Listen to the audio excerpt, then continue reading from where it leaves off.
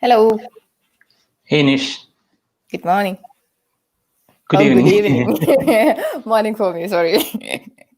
So, how are you? Good, good. All set? Yes, all set. I Wait. I was trying to do uh, the presentation with 10 to 20 images, but it ended up in almost 60 slides. All set. There is an echo coming. I was trying to do the presentation with 10 to 20 images.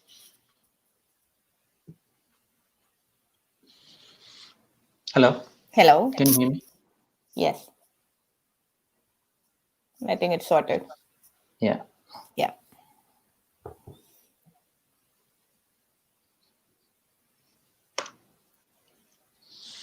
So, what news from Canada today?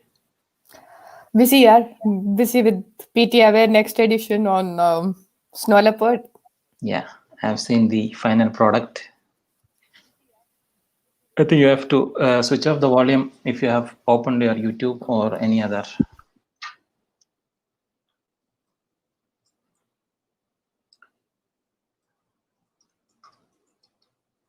Let me check if someone is online.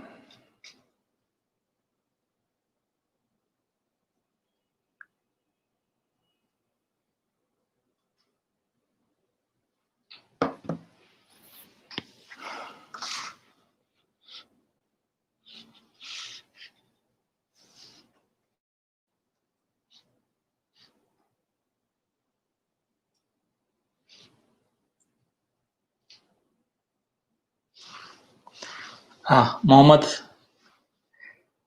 from Abu Dhabi. Our friend is online. I can see his message.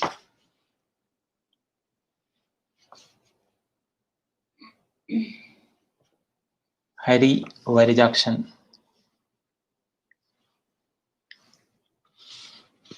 Hari had concern with the date actually. Nish, I can't hear you.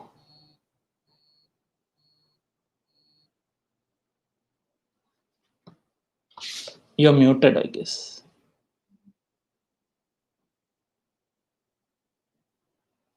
Connect your mic.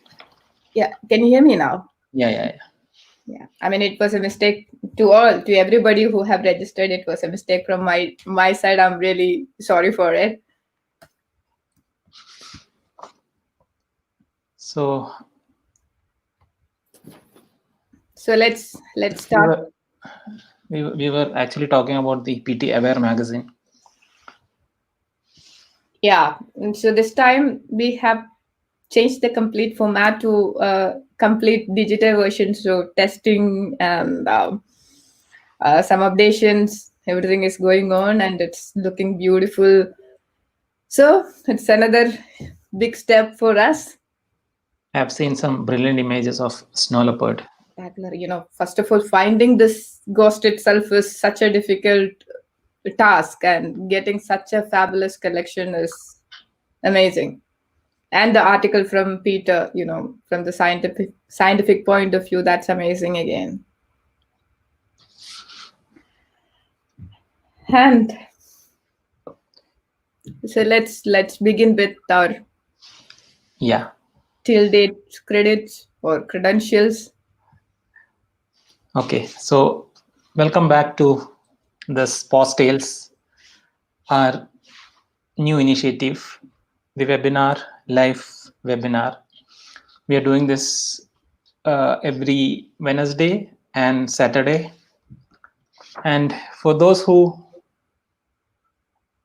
are not aware about what Paws Trails is, I'll just take you through a presentation.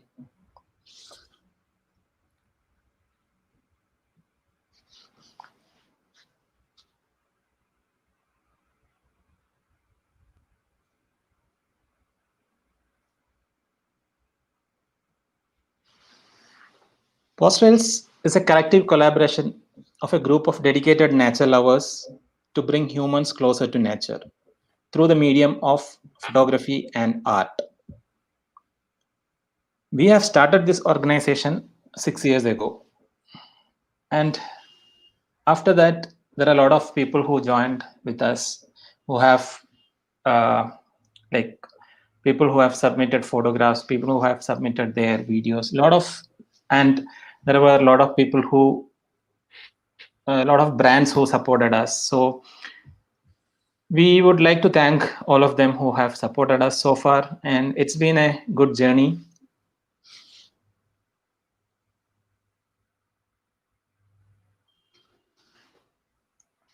We have done, I think, 33 online magazines so far, one international wildlife festival, 60 plus international photography workshops and lectures, 23 wildlife photography exhibitions. The exhibitions were mostly conducted in UAE, mainly in Dubai. And we have a collective social media followers around 1.5 million plus. We have planted 40,000 plus saplings across the world. As I said, there are more than 200 international contributors who have supported with their photographs, their articles, videos, etc. We have published 2 coffee table books. The first one was the Big Cat Trails, where we were showcasing 100 images of the big cats from across the world, and second one was concentrating on the the species from Arabian Peninsula, and the book was called The Arabian Trails. And this is our so far journey.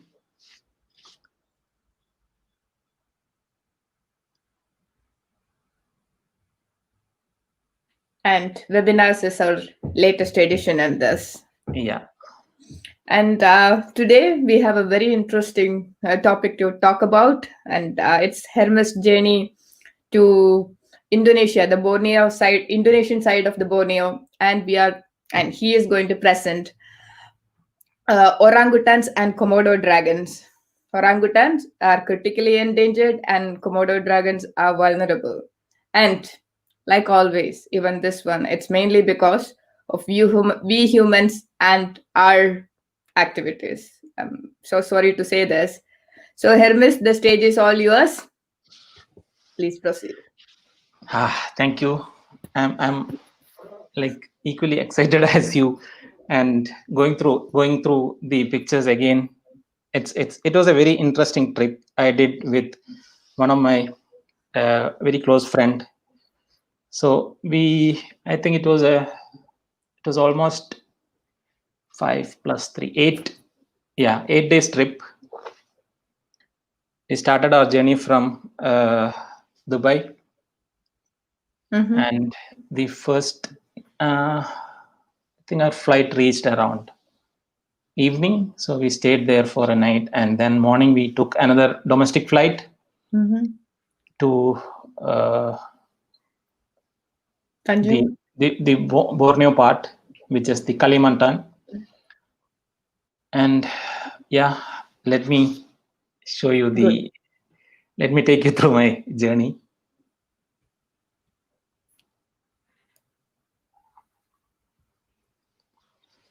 Couple of years back, this orangutan photo of Mr. Jayaprakash Bhojan took all of my attention.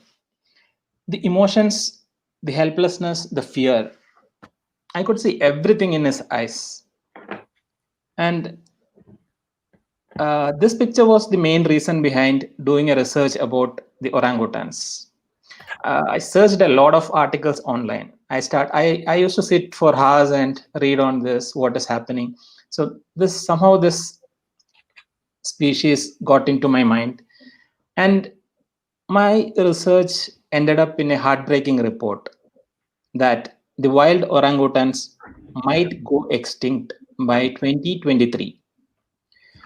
And that's when I started planning my trip to Kalimantan, the Indonesian part of Borneo. There are 2 sides. There is the Malaysian side also, but for me, I chose the Indonesian part because of one person.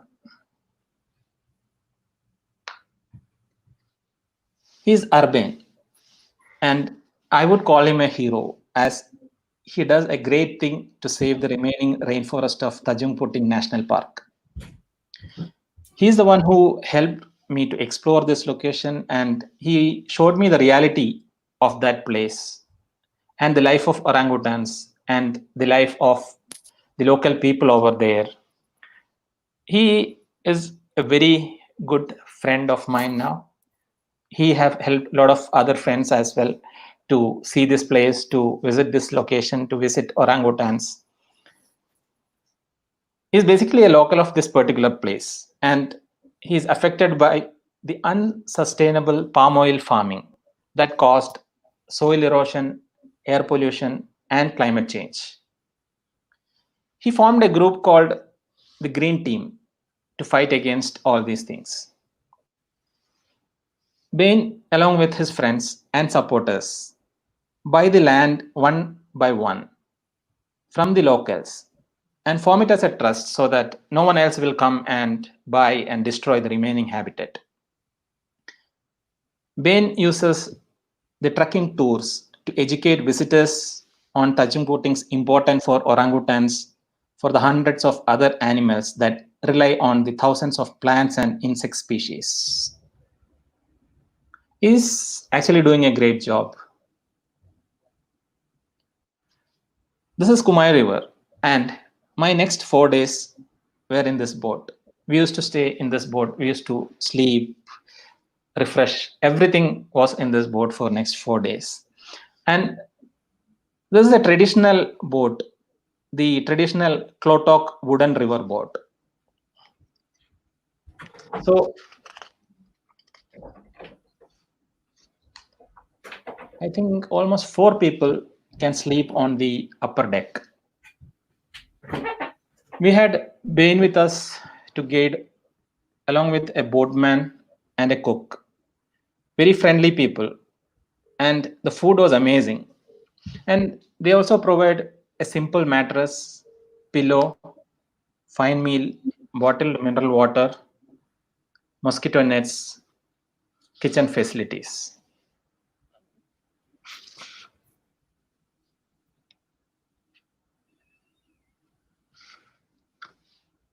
This is what you see on both sides of the river, where the orangutans and many other species live.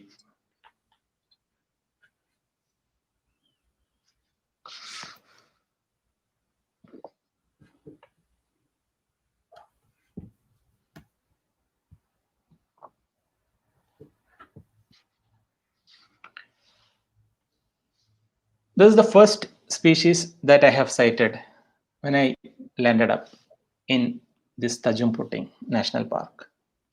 This species is called silver lutung, and they are also known as the silvered leaf monkey. They are classed as near threatened by the IUCN. If you're an aspiring wildlife photographer, I would always ask you to show the habitat of the species you photograph. This will help the viewer to understand more about the importance of their habitat. The next species, proboscis monkey. They are also called long-nosed monkey. Proboscis means the nose of a mammal, especially when it is long. And they are also endangered species. They eat young leaves and unripe fruits.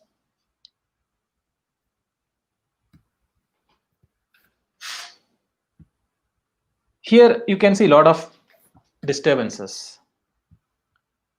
So don't think about the disturbances in the frame, as you're shooting something in the natural habitat and not a staged one. So I have seen a lot of people keeping that subject standing out from the background by blurring out the background. But in wildlife, it doesn't have to be shown like that. You can always show the picture as it is. Even if there are disturbances, you are representing that species, like to the other, to your audience. So it can be in its natural habitat. You don't have to blur or do anything.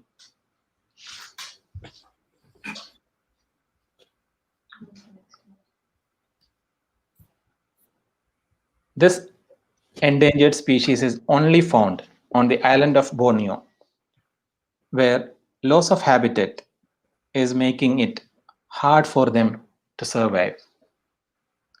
I think on the first day I could get good photographs of only these species, and this is all I had in the hard disk. Even though I have seen many other species, including the wild orangutan, but they all were like, I think it's far for my lens range. And during this trip, I had taken Sony A9 and 100-400 mm along with A7 R4 and 12-24.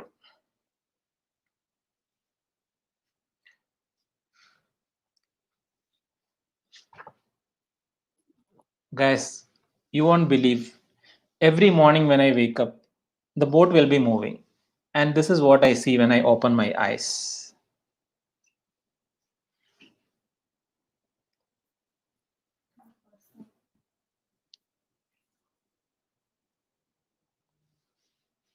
See how beautiful it is. The lush green. And it was kind of a bit of raining season also.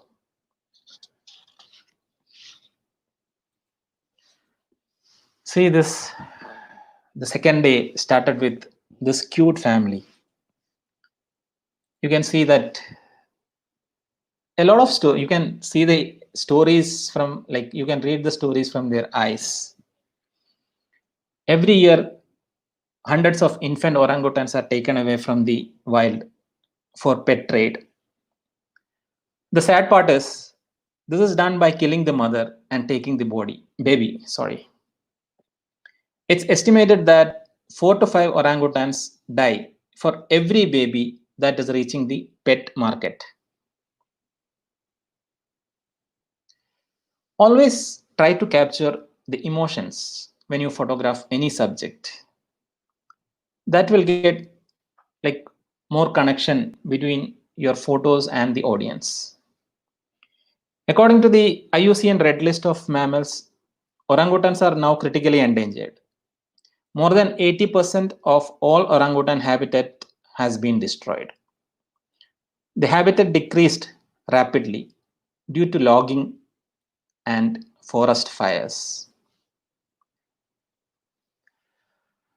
They're so funny to watch their behavior, and they rarely come to the ground. They usually live on fruits, leaves, seeds, bark, and insects of the rainforest. You can watch them playing for hours and hours. I literally spent my whole day with them. Now see this picture, and I don't know like what you in your mind for what it came, the first thought that came in your mind. Most of us normally think the nest is created by some bird. This is actually an old discarded nest of orangutan. Orangutans build their nest between 11 and 20 meters up from the ground.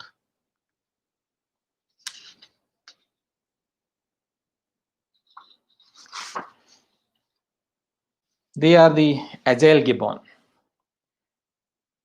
Agile gibbons are also known as black-handed gibbon, an old world primate in the gibbon family.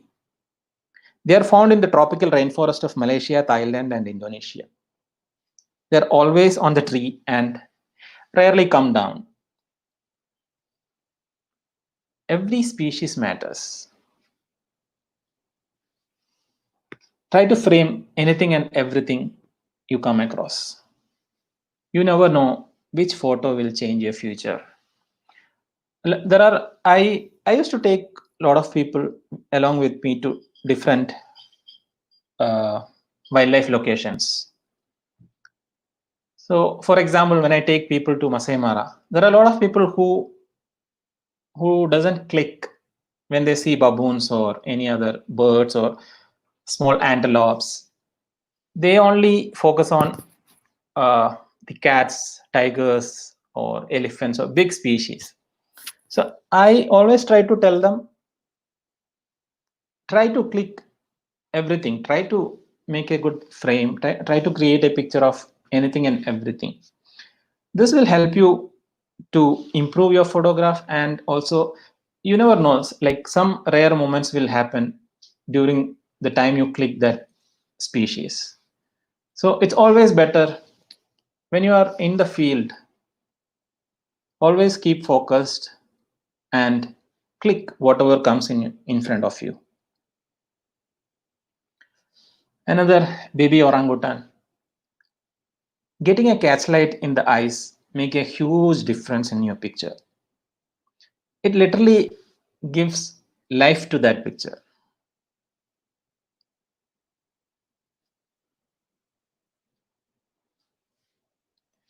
When you photograph a baby, always try to show the mother as well.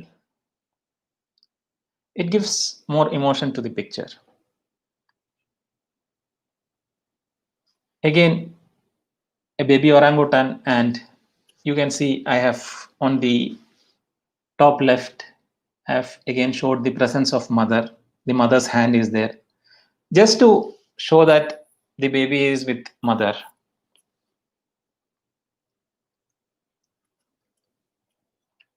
Another portrait, another orangutan. It's a male.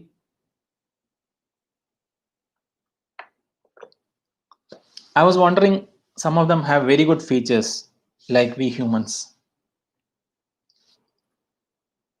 and some are looking like, some looks good, better than humans as well.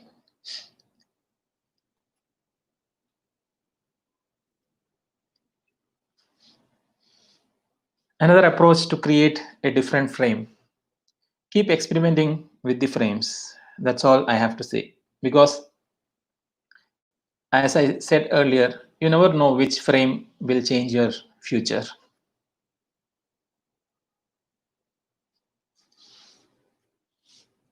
Here comes the oldest big male of the territory.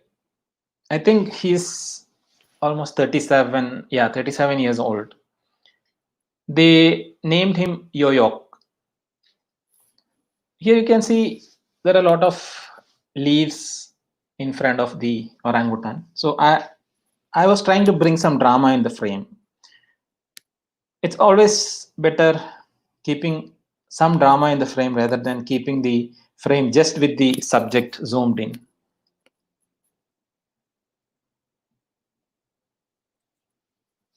Now, here is an example of how you can crop and create frame with the same picture.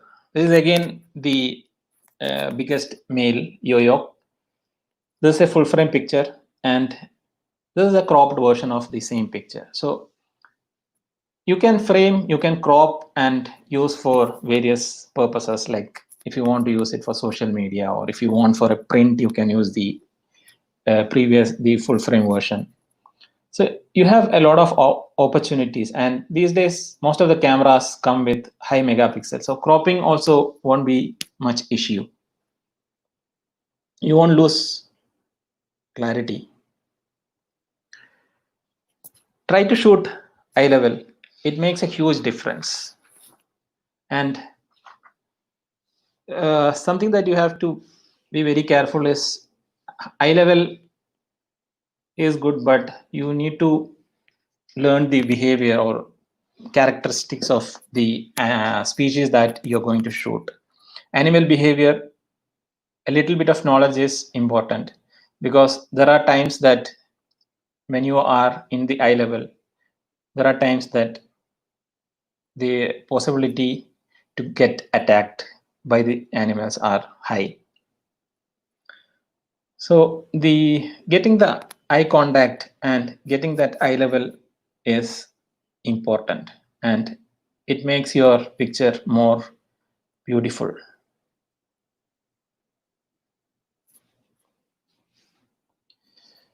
As I mentioned, they are on the trees 99% of their time. So this From here onwards, this series is an example of how close you can be with an animal. I was told this particular orangutan sometime used to come to water. So on the second last day, we decided to try our luck. We took a speedboat and went to this location. I think we drove for more than an hour to reach this place from our regular spot.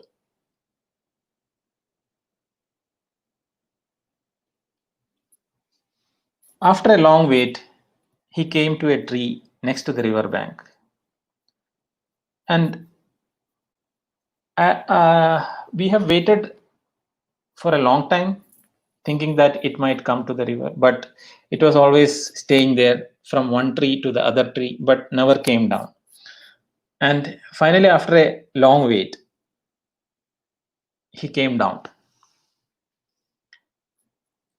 I mentioned before about their extinction, and the main reason is the conversion of vast areas of tropical forest to palm oil plantations in response to the international demand, and thus they lost their habitat.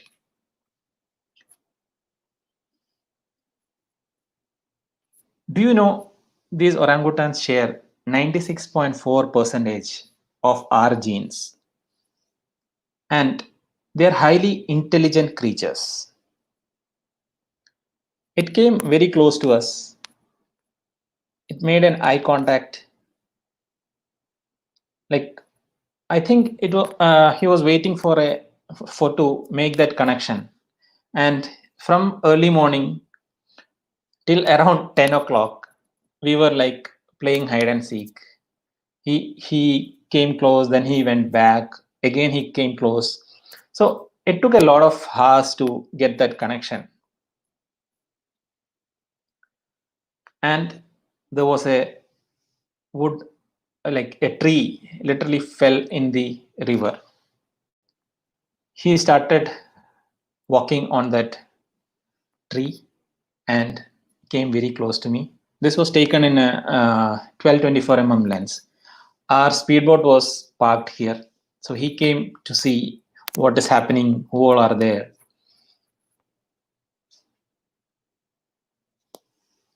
And he came little more closer. It took a lot of time, It was a step-by-step process actually. And we started going a little back because we didn't want him to get disturbed.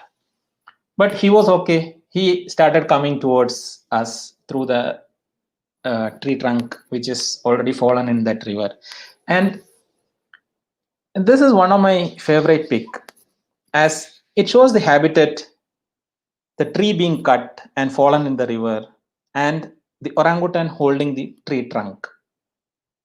It symbolizes the whole scenario of what is happening in that part of the region and what is happening to orangutans and their habitat. So this picture is like for me, it's an iconic picture I got from that place.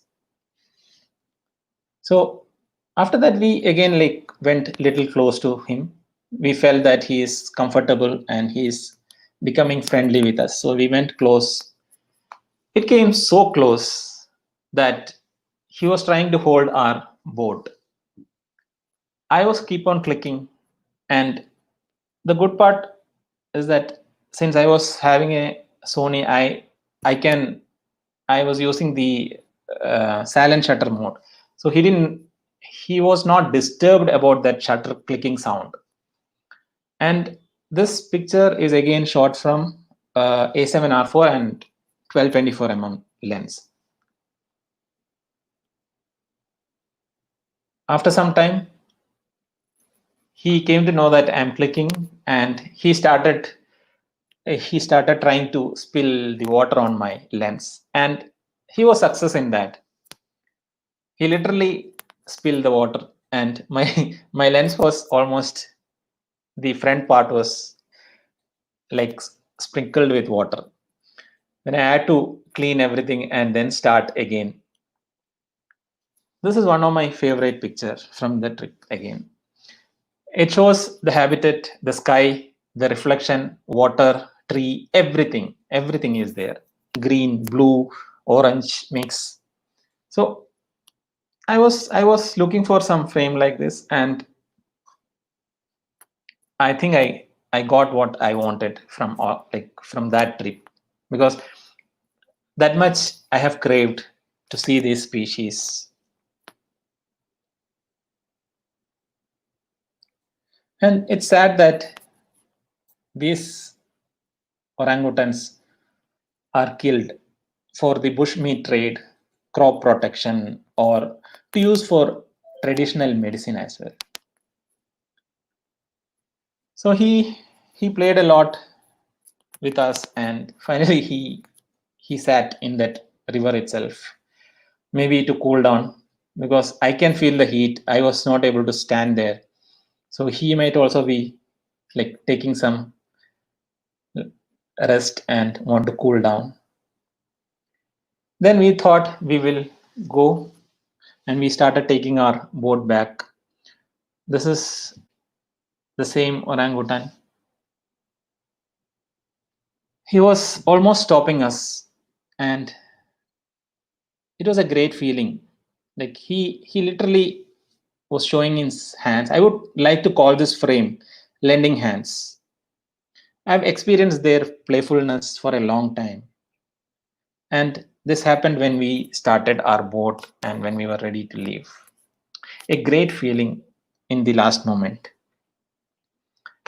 Then, when this is taken in 100 400 mm lens, when we moved away, he also climbed up from that river and went on top of a small tree. He was taking rest over there, and we left. Say no to palm oil. It was a revolution started in 2010 by a group of passionate activists. The Indonesian State Ministry of Environment estimates that 5 to 6 million acres of forest every year are being lost to logging, especially to the palm oil plantation. There are huge tycoons playing behind this money making business. And this is all about my Borneo, the orangutan part. Then I took another flight. I went back to uh, the Jakarta, and then another flight to Komodo Island. This story is about Komodo Island, where you can see the largest lizards called Komodo dragons, and they are only found in the Komodo Islands of Indonesia. They were mythological until 1911. A plane crashed near the island, and the pilot survived to tell the world about the Komodo dragon. The journey started in this boat. It had almost 5 or 6 separate rooms. Perfect, like the very clean, and again the guides were very good, friendly. We had amazing food here also. This is one video that I took from the boat. Such a beautiful place, serenity. There was rain in between. I should say, like, if you want to be peaceful days for like 3 4 days, you have to go to this place.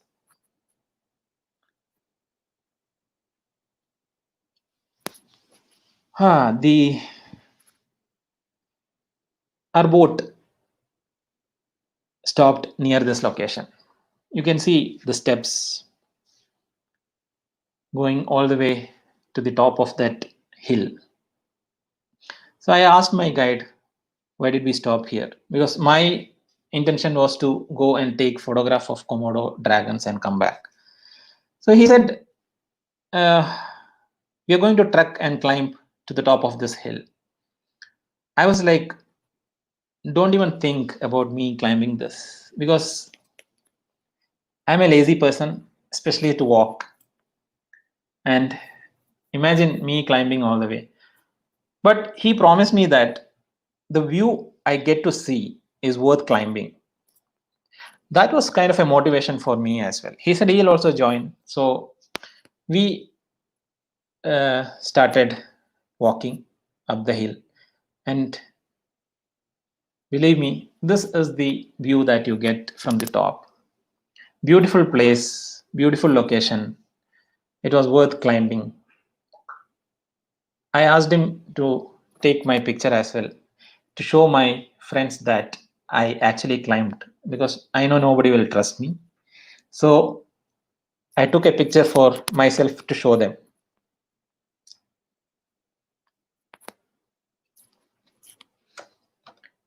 This is white lip pit viper. We did some night trekking and found a lot of nocturnal species. Their venom rarely kill. They have a hemorrhagic venom which can cause pain, swelling, necrosis of the flesh, and severe bleeding, both internally and externally. See this picture. Asian palm civet. Again a nocturnal species, very rare to see. They're actually shy animals.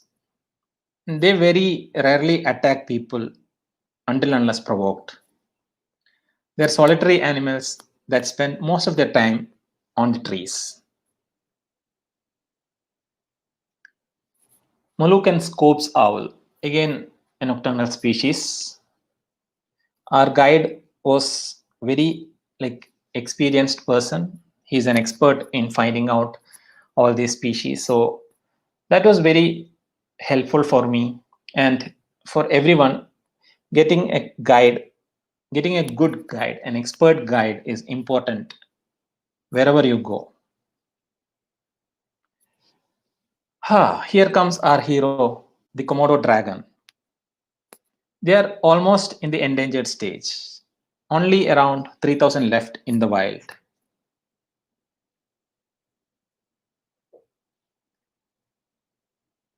The saliva of Komodo dragon is poisonous than a cobra, which contains about 50 to 80 different bacteria. So you can imagine one bite can guarantee the death. Komodo dragon can smell up to 4 kilometers and find its prey. I heard from my guide that they usually stay near the waterhole where the buffaloes come to drink water. And slowly they approach the buffalo and bite on the leg. The buffalo leave the place and will die either in some hours or maybe next day. And since these dragons have the capacity to smell, wherever this buffalo dies, it goes and find out and then eat. I was lucky enough to see this rare sighting as well. The Komodo dragon drinking water from the ocean.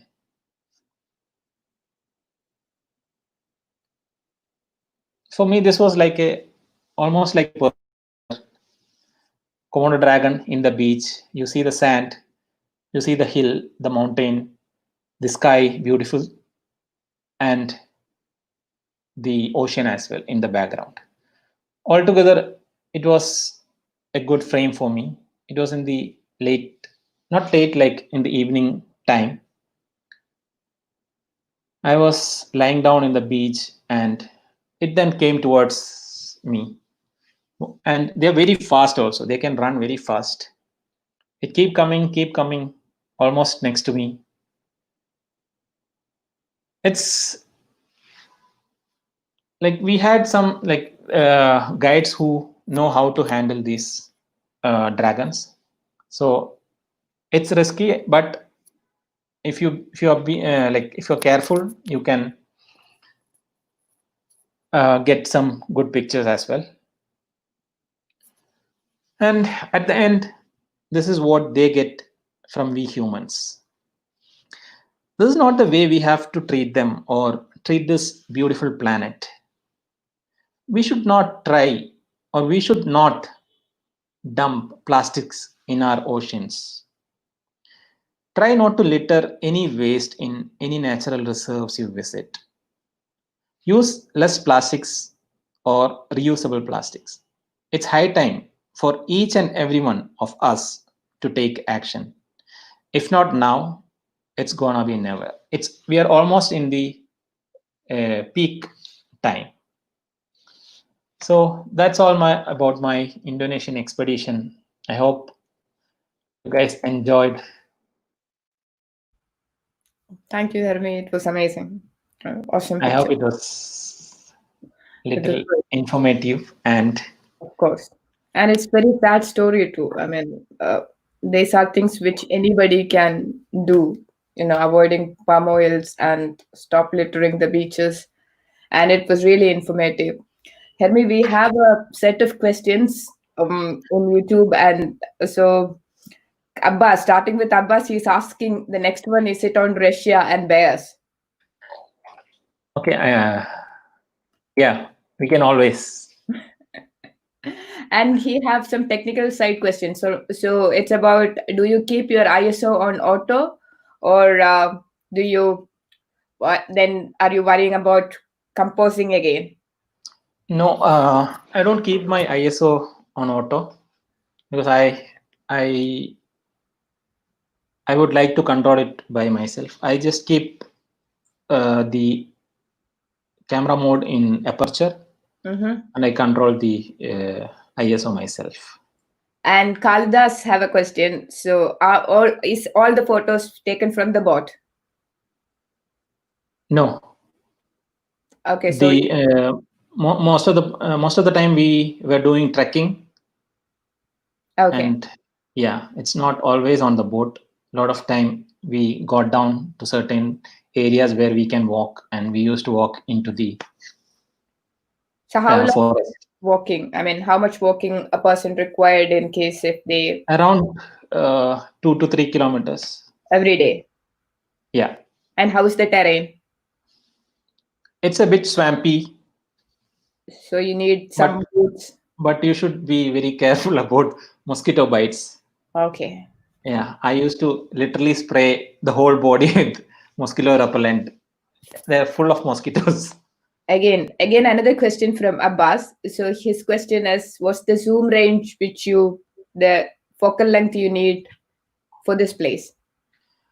I would suggest going with 2 camera, 2 bodies and 2 lenses. I've taken 100-400. Okay. I've taken 12-24, or you can even use 16-35 mm, whichever wide angle you have.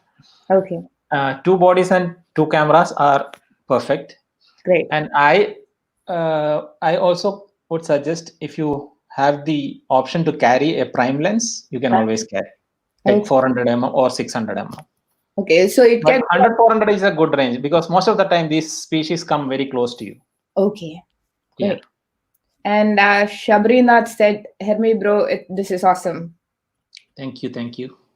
And again, Fakhruddin Nurani said, it's beautiful. Again, I'm just going through the feedback what we are getting. So there is one Lalit asked for a Q&A session. So I think there will be questions from him. Yeah. So if we move further, Ahmad said, awesome photos. Thank you, Ahmad. Lalit Kumar, Kalidas Paudrin. Great images and nice presentation. Hermi, there's a thanks message from Kalidas. Thank you. Satya. Again, Sandeep Das, thank you for the information. Satyanarayana, really enjoyed and learned a lot. Great. So Sandeep Das, which camera you use, sir? I mean, which model while shooting the dragons? By For this particular trip, I used Sony A9 and 100-400 and Sony A7R4 and A7R3 actually, and 12-24 mm lens. Then how to join and visit these places from Satyanarayana? If you want to join with me, I'll be going back again. If things goes well with this corona and everything, I'll be going back in May 2021. So if you want to join, you can contact. I am in. Yeah. Okay. And then did you use flash for the snake while taking the shots? Again from Satyanarayana. I have seen one more question here. Is the Kelvin very important here? Do you change for each shoot? Okay. See, Yes. the Kelvin is not very important because most of the time you can either use auto, or I've used my own Kelvin settings because I prefer to do that, since I always check for the images from the field itself, like through my LCD screen. So I kind of get satisfied when I see that actual colors that coming out. So I keep on trying to change the Kelvin there itself and manually. Mm-hmm. So it's not important, but yeah. And the thing is, since it's a rainforest, you won't get much light over there. Mostly it will be dark. Okay. So yeah, you need to play with that. Then Abbas, I have a question from Abbas. Is 5.6 your lens sweet spot? yes. 5.6, I used it because 100-400 in 400 mm range, it will give you the least aperture as 5.6. That's the reason, because the light availability was very less. So I have to go to the least f number. That's the reason I have used 5.6 most of the time. So the use of flash, again, it's from Satyanarayana. Did you use flash for the snake and owl pictures?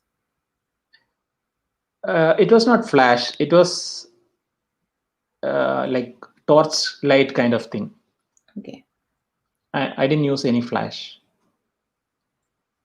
Again, Nabil Jalil have the same question on have you managed Kelvin, or like which mode you are using? Camera mode, aperture mode. Kelvin, I use the I manually do the K value. You have the option to change in the custom settings on the white balance section. And Hermi, can you explain the Kelvin mode, because a lot of people have this question, so maybe it's helpful for everyone.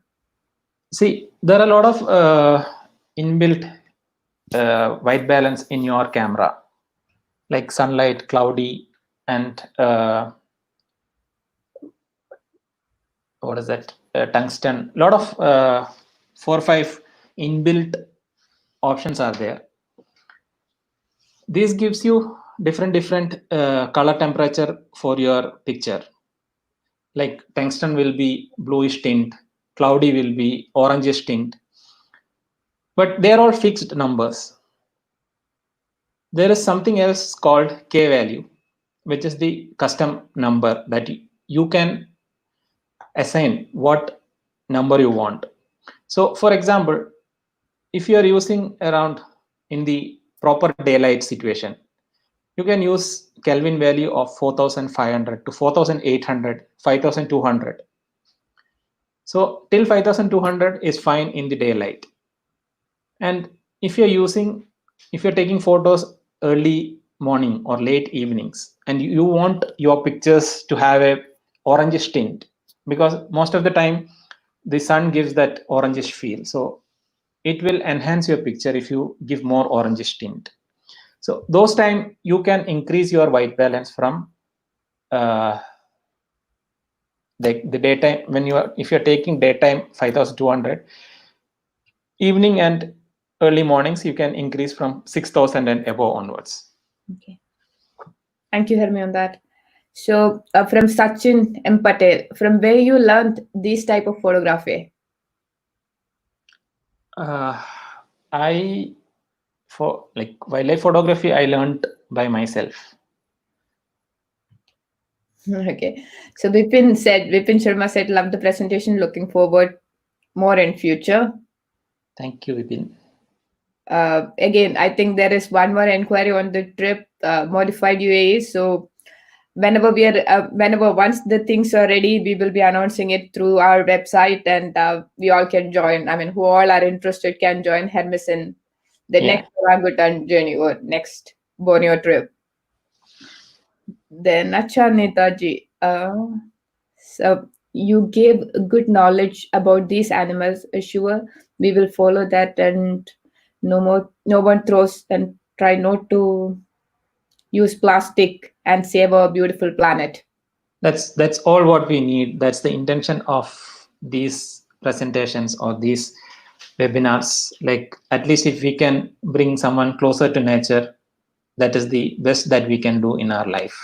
That's great. That's great. And thank you, Netaji. Abbas have a question, a tricky one.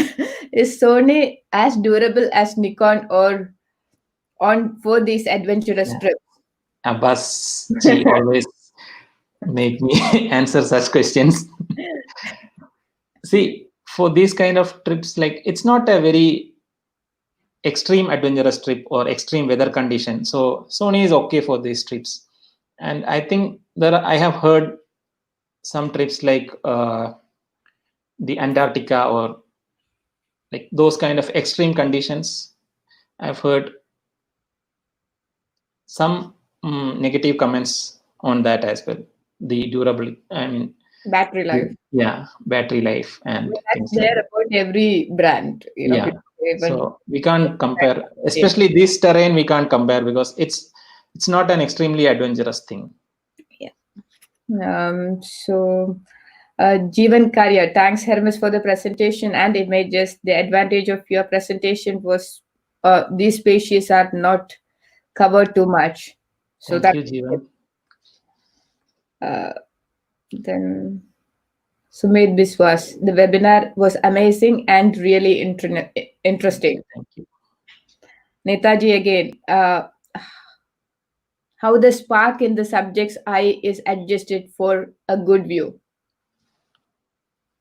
See, if you position yourself in a way that the light is like the source of light is against the subject, you will definitely be able to capture that catch light in a subject's eyes.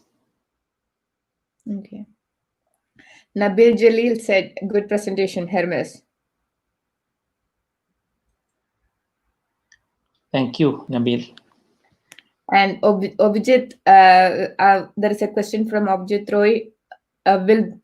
While shooting the dragon, where you were on the vehicle or on ground? While shooting the dragon, I was literally on the ground. I was even lying down on the ground Is it to get allowed? that ground level shot. So in this particular region, what kind of safari you do? Is it based on vehicle or is it trekking? No, this is usually trekking. Like, we go to these islands in a boat, and we anchor the boat next to the island. We come down and then we trek to find out these species. So this is Obijit and Malavika. It's friends again. Yeah. Malavika have a question. What's the best month to visit? I think from April to September is a good time. We have a very interesting question. I think Hermi, you really need to explain this. Sachin M. Patel, who would fund for these trips? Yeah. Yeah. We get we get a lot of questions like this question from a lot of people. I mean, so there is no funding so far. It's all from our pocket.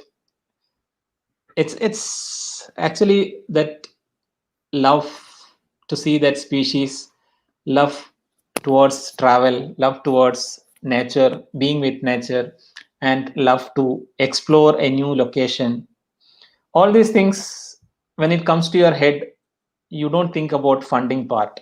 You will somehow find the funding. Yeah. So from those were the questions from YouTube, and just going through the comments from Facebook. So Vignesh said, "Wow." Shashank Gowda said, "Nice," and then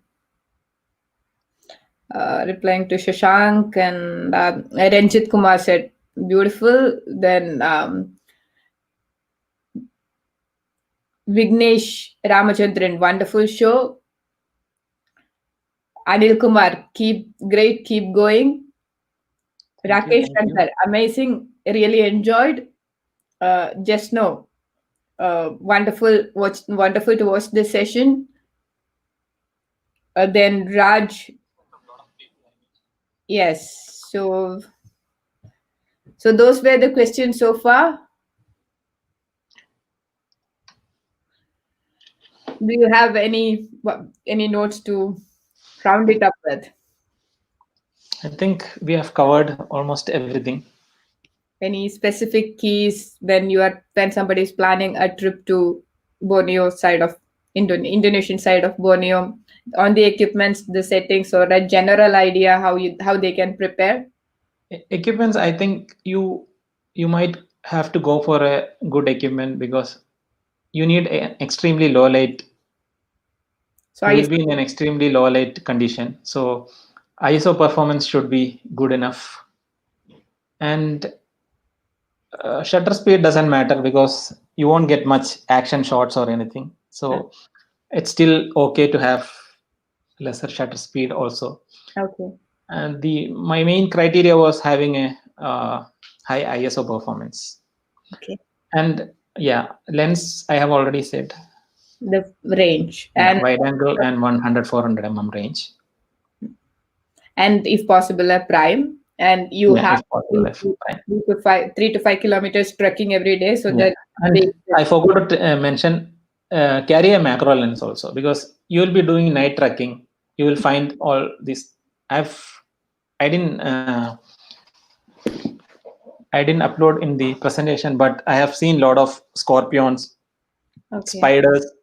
Okay. Yeah, lot of species. For best species for macro.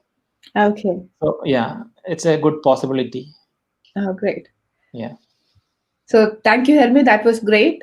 On another note, I mean, the next one is going to be on 4th of July, and this time we are going to have Dr. Peter Hudson as our guest, and we will be talking about snow leopard, focusing mainly on snow leopard and a collection of images from a set of photographers, and on our latest edition of PT Aware. So you will be going through the step by stages of snow leopards. This beautiful, the one of the elusive, what's the most difficult cat to find. Yeah. Along with their story, along with their conservation issue, exactly from a scientific point of view, and he's an amazing photographer too. And It'll be a great learning experience. yeah, it's going to be an amazing learning experience. So stay tuned, and we will be back again on 4th of July, same time with myself, Hermes, and the guest is going to be Peter Hudson, Dr. Hudson. All right. So Thank you, everybody. Thank you so much. See you. Yeah. We need your support in this journey, and let's do this together for a better future. Bye-bye.